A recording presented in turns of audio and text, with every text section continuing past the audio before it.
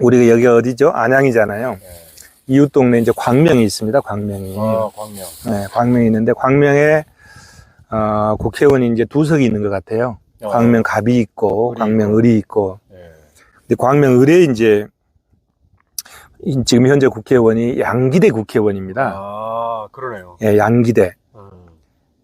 양쪽으로 기대면 복을 받는다고 그런다 뭐 어쩐다나 뭐 어쨌든 양기대랍니다. 양기대. 양기대 쌍기대도 아니고. 예, 양기대. 양기대 국회의원인데 그분이 2004년도에 출마해서 떨어졌어요. 국회의원 선거를. 그런 일이 있었네요. 네, 2004년도 그때 17대인데 저도 그때 같이 이제 출마를 했었거든요. 광명시장을 거치고 나서. 아니요, 전에. 네, 그리고 이제 2008년도에 또 출마해서 떨어졌어요. 두 번 떨어진 거죠. 2008년도에. 그러고 나서 이제 2010년도에 광명시장이 된 거예요. 2010년도에 광명시장이 되고, 그 다음에 2014년도에 또 재선을 했어요. 그리고 나서 2020년도에 4년 전에 국회의원에 출마해서 광명을에서 당선이 됐습니다. 그렇기 때문에 이제 20년을 광명을에서 활동을 했잖아요. 거기다가 시장을 8년 하고, 그 다음에 국회의원도 4년 하고, 근데 이제 이번에 이제 경선을 했어요. 재선 아닌가요? 국회의원 한 번 했어요. 한 번 했습니다. 한 번, 예. 시장을 재선하고. 예. 그래서 이번에 이제 경선을 했는데, 거기가 이제, 전략직으로 지정이 됐었나 봐요. 민주당에서. 그거 봤어요. 예, 전략직으로 지정이 됐는데, 제한 전략직으로 합니다. 저도 웃을. 그럼 뭐, 제한 전략직으로 어쨌든 지정이 돼서 경선을 했는데, 민주당 인재 영입 24호인 김남희 변호사가 아마 듣도 보지도 못해요. 거리 오신 것 같아요. 김남희 변호사가. 그래서 이제 두 분이 경선을 했는데 경선 결과가 가관입니다. 그 양반도 저기 이재명 그 변호인 그 재판 쪽에 가담한 변호사 아닌가요? 그거는 제가 잘 모르겠습니다. 김남희 변호사. 예. 인재 영입 24호랍니다. 그러니까 뭐 그럴 수도 있겠네요. 그래서 거기에 이제 그 가감산제를 적용할 수 있는 그 여건이었거든요. 양기대는 감점, 그 다음에 김남희 변호사는 가점, 여성 신인으로. 근데 이 가감산제를 적용하기 이전에 이제 국민참여 경선이거든요. 일반 여론조사 50%, 그 다음에 권리당원 50%. 여기에서 졌답니다. 그래서 상식적으로 아니 광명에 대해서 잠깐만요. 예. 일반 유권자가 일반 여론조사가 49대 51로 지고 49대 그러니까 졌죠. 양기대가 졌습니다. 49대 예. 새로 오신 분이 51%. 변호사가 51%. 예, 그렇게 지고 그다음 권리당원은 참 권리당원은 너무 뻔한 숫자네요. 예, 권리당원 투표에서는 양기대 후보가 43%, 43대 57. 예, 이렇게 졌습니다. 그 숫자도 참 예, 그래서 눈에 보이는 숫자. 야, 어떻게 8년을 시장을 하고 4년을 국회의원을 한 사람하고 지금 새로 와가지고 듣도 보도 못한 사람하고 한 일주일 만에 그랬나요? 예, 경선을 했는데 일반 국민 여론조사에서 49대 51이 나올 수가 있을까? 그리고 또 제가 알기로는 이제 당원 관리도 잘한 것 같아요. 양기대 의원이. 열심히 한 걸로. 그런데도 불구하고 권리당원에서도 43대 57로 질 수가 있을까? 야, 이런 결과를 놓고, 야, 이게 정말 상식에 통하고 가능할까? 이렇게 생각하는데, 우리 방원님은 이걸 어떻게 생각하십니까? 네. 아무튼 먼저, 저도 양기대 의원님을 무척 좋아하고, 또 응원도 하고, 그런데 참 안타깝네요. 도대체 이 대명천지에 그런 일이 벌어졌다는 것 자체는 정말 소도 웃을 일입니다. 아니 숫자만 놓고 보실 때 저도 이제 저는 여론 전문가 그런 분석 전문가도 아니지만 지금까지 이 정치 쪽에 발을 담근 지 벌써 한 15년 이상 됐잖아요. 예. 돌아가는 상황만 놓고 봤을 때 이 숫자가 주는 의미가 있잖아요. 도대체 어떻게 일주일도 안 된 광명을이죠, 거기가. 예. 광명을에 저도 광명시에서 10년 이상 살았으니까. 아, 그랬어요? 어떻게 광명에서? 네. 광명이 저 광명동 철산동에. 예. 광명에 살다가 안양으로 오신 겁니까? 아이고, 출세하셨네. 그렇죠. 강남으로 갔어야 돼요. 아, 강남으로 가서 안양으로 오셨는데 출세하셨네. 그 집사람은 예. 강남으로 가자고 하고 예. 이제 저는 예. 안양으로 왔죠. 예. 그때 제가 이제 이거 여담이지만 예.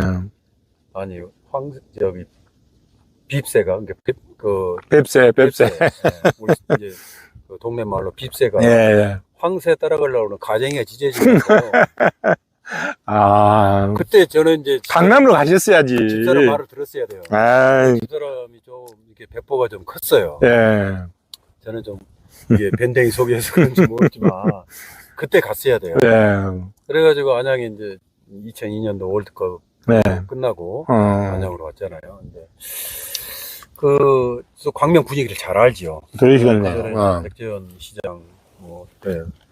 그런 걸 제가 이제 그런 분위기를 알고 그런데 도대체 이 숫자만 놓고 보면은 저도 선거 참여해보고 또 다른 분들 선거도 많이 이렇게 도와드리기도 했지만 숫자가 도대체 49대 51, 그 다음에 43대 57. 그게 시스템이랍니다. 그게 시스템, 네. 시스템 경선. 정말 역같은 거죠.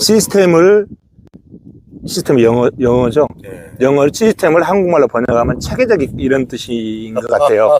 체계적 분석, 체계적 경선이란 뜻이거든요. 시스템. 체계적 조작 가능성이 있어요. 그게 잘 이해가 안 되신다는 거죠. 네. 그래서 제가 우리 방 박사님도 박사학위 받으셨잖아요. 네. 저도 박사학위를 받았잖아요. 네. 더더욱 저는 경제학 박사학위를 받았잖아요. 그렇죠. 그래서 저는 통계 분석을 안 할 수가 없거든요. 그렇죠. 그래서 박사학위를 받을 때 이제 그 자료 분석을 해서 데이터를 가지고 오면 그 데이터를 가지고 그 데이터의 룰, 툴, 모형, 그 통계 모형에다가 데이터를 대비해서 그렇죠. 거기에서 그 결과치를 추출해 내잖아요. 그런데 우리가 학위를 받을 때 그러면 그 나온 결과치를 우리 지도 교수님들이 그 박사학위 그 심사할 때 그 통계 분석에서 나온 결과치를 절대 그대로 받아주지 않거든요. 자, 이 학생이 수집한 데이터가 제대로 된 데이터냐, 응?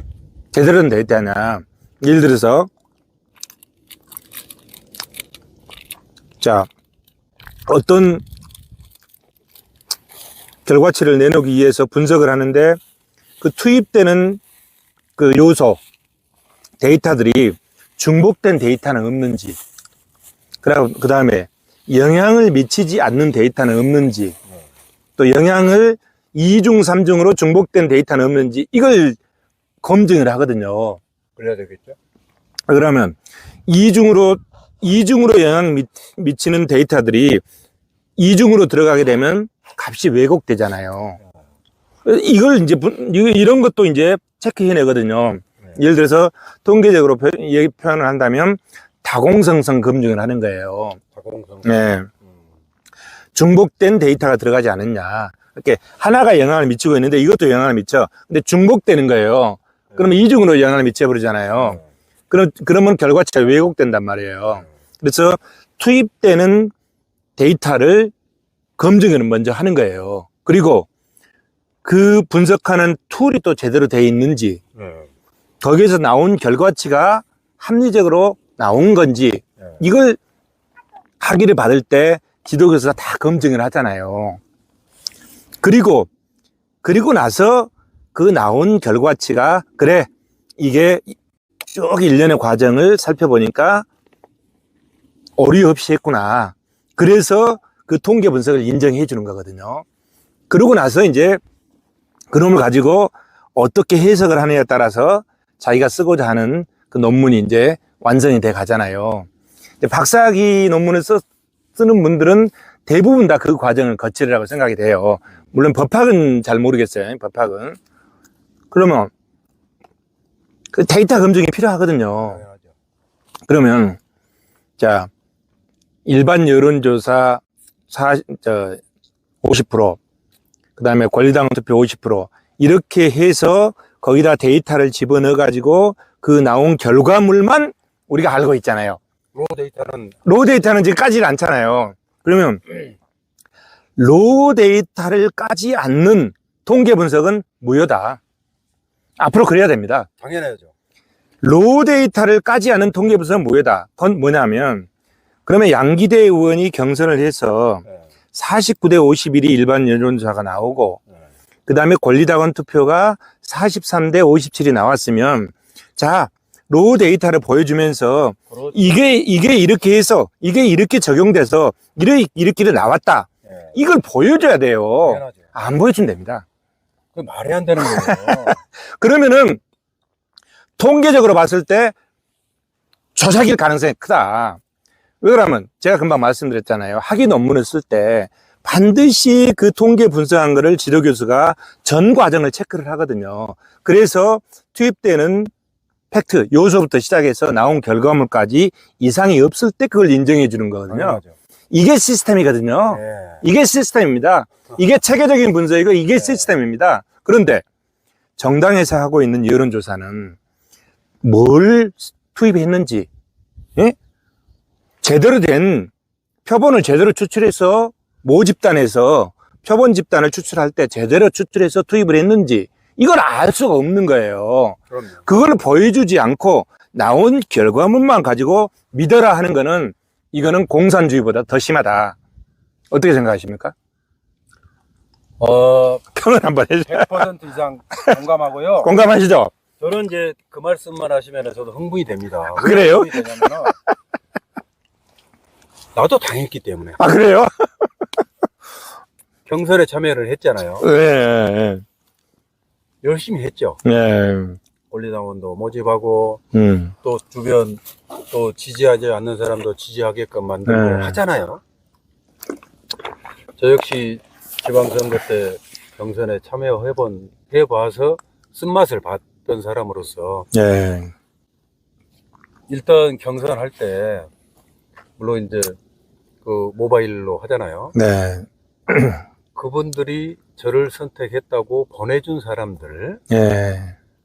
최소한 이 사람들만이라도 로우 데이터를 봐서 확인을 하자. 아, 확인을 하자. 안 된다는 거예요. 그걸 안 보여주는 건 꿈꾸석이 있는 내가 거예요. 분신까지 하겠다.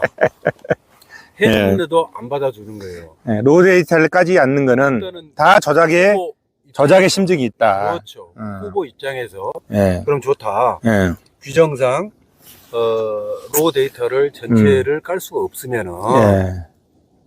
최소한 내가 요구했던 그것만은 보여달라. 나를 지지했던 사람들이 그렇지. 그걸 나를 투표를 했느냐. 네. 그것만 보여달라. 그렇죠. 예. 안 된다는 거예요. 그것도 안 된다는 거죠. 근데 분신하겠다. 네. 안 들어주는 거예요. 그래서 우리 한국 사회에서 이 정당 정치에서 평소에 제 이론은 예.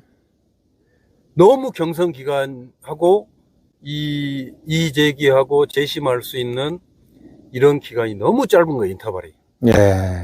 무시무시한 공천권을 발휘하는 그런 행태로 놔두면 안 된다는 거예요. 큰 병폐입니다. 네. 충분히 후보자가 이의 제기를 해서 로우 데이터를 까서 억울함이 없게끔 만들어줘야 돼요. 맞습니다. 그렇게 해야 됩니다. 예. 그러면은 조작의 어떤 그런 가능성이나 또는 그런 근거 제로화 시켜야 되는 거예요. 예. 투명하게 해야 되잖아요. 네. 그래야지 공천권이라는 게 공천권이 떳떳해지는 거예요. 예. 그러지 않고 로우 데이터를 못 간다? 이건 민주사회가 아닙니다. 민주사회가 어느 정당이든 마찬가지예요. 네. 그래서 앞으로 한국 사회에서 그게 뭐 총선이 됐든 뭐 대선이 됐든 지방선거가 됐든 반드시 요구하면 네. 후보자가 예. 당사자들이 요구하면 예. 로우 데이터를 까서 예. 보여줘가지고 그걸 확인해서 네. 수긍이 가게끔 만들어줘야 되잖아요. 네. 그러지 않고 로우 데이터는 깔 수가 없어. 그러면은 100% 나는 앞으로도 계속 조작을 하겠다. 예. 그거는 조작의 가능성이 크다. 집단으로. 로우 데이터를 까지 않는 거는. 그렇죠. 그런 개연성이 너무 크다는 거예요. 예. 저는 이 이야기만 나오면은 흥분합니다. 네. 흥분합니다. 그래서 지금까지 우리 정당 정치가 좀 더 발전하고 개선되려면은 특히 경선에 있어서 공정해야 됩니다. 네. 맞습니다. 로우 데이터 반드시 까야 됩니다. 네. 요구하면 요구하지 않고 승복하면 그걸로 끝나는 그걸로 거고. 끝나는 거고. 맞습니다. 당사자들이 후보자 입장에서 네. 억울하다. 나는 나름대로 최선을 다해서 내가 권리당원도 모집하고 또 지지율 높이기 위해서 또 내 편으로 나를 지지할 사람을 끌어들이고 해서 경선에 임했는데 노후 데이터를 까지 않으면은 이것은 말도 안 되는 짓거리입니다. 네. 그래서 이제, 예, 앞으로 이제 대한민국의 민주주의가 발전하려면, 네. 정당 민주주의가 먼저 발전을 해야 될 것 같아요. 당연하죠. 그래서 정당 민주주의가 발전하기 위해서는 공천이 객관적이고 공정해야 되잖아요. 당연합니다. 그러려면 여론조사를 했을 때, 여론조사를 하지 않고 옛날처럼 체육관에서 모여서 한다면 그런 문제점은 이제 없잖아요. 그렇죠. 없지만 지금처럼 이제 AI 시대가 왔기 때문에 지금처럼 이렇게 컴퓨터를 동원해서 여론조사를 했을 때는 반드시 모바일로. 모바일 투표를 했을 때는 로우 데이터를 검증할 수 있는 그 시스템을 갖춰야만이 그게 시스템적인 공천이다. 그 검증할 수 있는 그 체계적인 시스템을 갖추지 않는 것은 인정을 해서는 안 된다. 제도적 장치를 만들어야 그 제도적 장치를 만들어야 된다. 이런 얘기거든요. 그래서 그거를 100% 찬동하고요. 그거를 이제 그 제도적 장치에 대해서 검증할 수 있도록 폭넓게 그 검증할 수 있는 그 방안을 인정을 해줘야 될 것 같아요. 네. 왜 그러냐면 정당 내부의 문제이기 때문에 이거는 정당에서 알아서 한다. 이렇게 해서는 안 될 것 같아요. 그렇게 치부하면 안 되는 거예요. 그렇게 했기 네. 때문에 지금 양기대 의원과 같은 이런 결과가 나오지 않았나 이런 생각이 들거든요. 네. 그래서 이거를 공감합니다. 정당 내부의 문제를 치부하지 말고 이 정당 내부에서 생긴 이 작은 문제가 대한민국 전체를 좀먹이게 할 수 있거든요. 그렇죠. 정치 병들게 한다 이런 얘기예요. 테이블하고 병들게 하기 때문에 그런 부분을 정당 내부의 문제로만 치부하지 말고 이것이 일종의 사회 문제로 생각해서 학계뿐만이 아니라 정부에서도 마찬가지고 이런 거를 정말 다방면에서 좀 접근해서 정말 정당 민주화가 이루어질 수 있도록 바뀌어 나가지 않을까 하는 생각이 듭니다. 그렇게 하기 위해서는 아까 제가 말씀드렸던 로우 데이터를 투입해서 어떤 룰에 적용해서 결과가 어떻게 나왔는지 이 과정을 공개하지 않는 것은 인정해서는 안 된다. 그럼요. 이렇게 구조적인 변화를 좀 제도적인 변화를 해야 되지 않을까 하는 생각이 듭니다. 뭐 어떻게 생각하시나요? 강력하게 주장하고요. 예. 저는 뭐 이번 총선뿐만 아니라 앞으로 네. 또 다가올 지방선거든 네. 반드시 공론화 시켜서 네. 그 전에 네. 어떤 정당이든지 그 경선에 참여한 예. 후보에게는 예. 반드시 로우 데이터를 열람할 수 있는 그렇습니다. 그런 기회나 제도적 장치를 마련을 해야 된다고 합니다. 이걸 좌우지간 여론이라든가 언론이라든가 이런 정치권에서도 지금쯤은 공론화 시킬 필요가 있다고 생각이 듭니다. 그래서 우리가 이제 양기대 의원의 경선을 가지고 사례를 들어서 이제 우리가 토론을 하고 있지만 네. 이거는 비단 거기 문제만은 아닌 것 같아요. 그리고 또 이게 비단 양기대 의원이 지금 민주당으로 야당인데 야당이 문제만도 아닌 것 같아요. 그럼요. 여당이고 야당이고 똑같은 문제일 것 같아요. 그래서 사회 전체가 투명하고 네. 맑아지고 그럼요. 민주화되기 위해서는 네. 이 여론조사로 의사결정을 하는 이 시스템이 네. 정말로 시스템적으로 네. 과학적이고 체계적인 방안으로 바뀌어야 된다. 네. 그래야만이 억울함이 없고 네. 누구라도 다 거기에 승복하는 그런 분위기가 되지 않을까 생각이 됩니다. 만약에 해놓고 결과를 내놓고 그게 승복하지 않고 거기에 불만을 가지고 다른 행동을 하게 된다면 이 사회가 어떻게 되겠습니까? 그래서 정말 그 시스템을 이용하는 데 있어서는 그 시스템이 그 데이터를 투입된 데이터가 어떻게 처리되는지, 처리된 데이터가 어떻게 나왔는지, 투입과 처리와 인푸트, 처리, 아웃푸트 이 과정이 정말로 객관적으로 투명하게 전문가들에 의해서 또 당사자에 의해서 검증될 수 있는 네. 이 시스템이 제도적으로 갖추어져 있는 경우에만 그것을 인정하는 네. 그런 방안으로 갔으면 하는 그것이 해답이 아닐까 하는 생각이 듭니다. 대단히 네. 중요한 이슈고요. 네. 네. 반드시 그렇게 돼야 되고, 네. 반드시 그렇게 돼야 되고, 네. 그 다음에 또 한 가지 아까 사실은 그렇게 한 이유는 네. 억울함이잖아요. 그렇습니다. 억울함이 없어야 됩니다. 사람이 살면서. 억울함이 없어야 되는 거고 해소시켜야 되잖아요. 네. 그래서 그게 올바른 사회죠. 네. 그러지 않겠습니까? 만약 그 억울함이 있으면 네.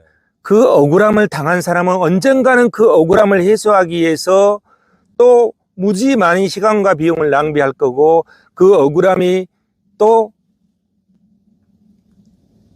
자기가 악으로 당했다고 생각하면 상대방한테 그게 또 악으로 가지 않겠습니까?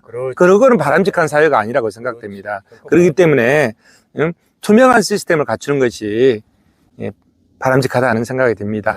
그래서 앞으로 이걸 해결할 수 있는 방안은 우리가 해결책까지 내놨잖아요.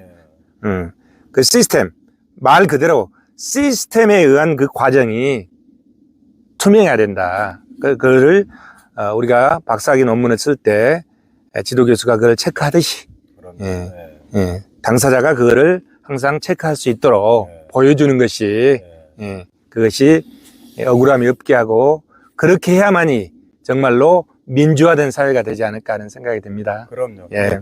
그 로 데이터의 중요성에 대해서 이제 말씀을 하셨고 검증에 대해서 로 데이터 검증 이런 제도적 장치 또는 로 데이터를 이게 확인하고 또 이 뭐랄까 그런 확인할 수 있는 그런 권리를 보장을 해줘야 돼요. 맞습니다. 그래야 됩니다. 네네. 거기에 대해서 충분히 보장을 해줘야 맞는 거고요.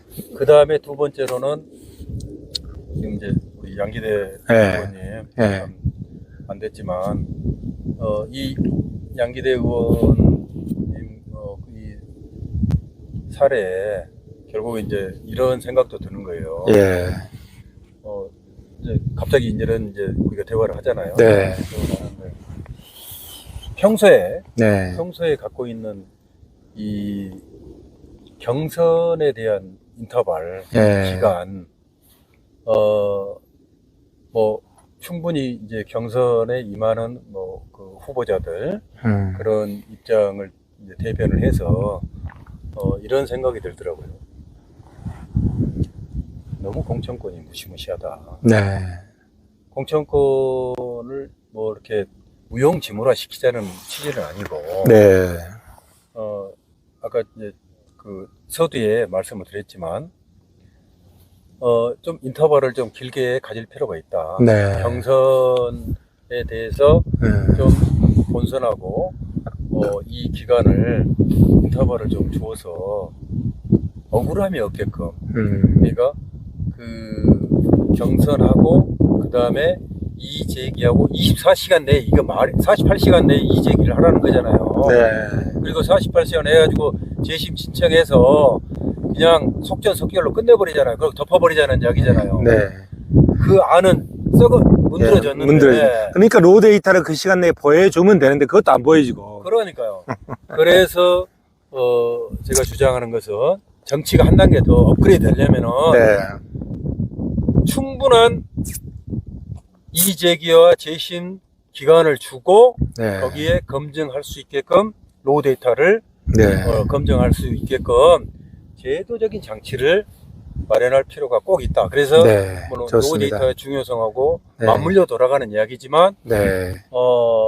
저는 이 기간을 조금 더 길게 좀 줬으면 네. 좋겠다. 좋은 생각입니다. 이런 말씀. 지금 보니까 이제 해가 벌써 이제 저까지 넘어가서 네. 우리 내려가면 이제 해지기 전에 내려가야 되니까 오늘은 이 정도 하고 그럴까요? 예. 마무리하는 거라 하죠. 네. 예. 조금 좀 더 있습니까? 네. 예, 예. 조금만 더. 이제 커피로 하는 것도 예, 예. 우스운데 예. 커피로. 저기 4월 3일 날 이제 예, 예. 수원지방법원 네. 천지신명께 빌어야죠. 네. 마당바위에 올라와서 아이고. 4월 3일 네. 어떤 우리 원고들이 바라는 네. 좋은 판결이 나오기를 네. 기대하면서 이제 한 말씀 네네. 마무리. 자, 이제 4월 3일 날 동남풍이 안양에도 불어오길 바랍니다. 화이팅! 화이팅! 예.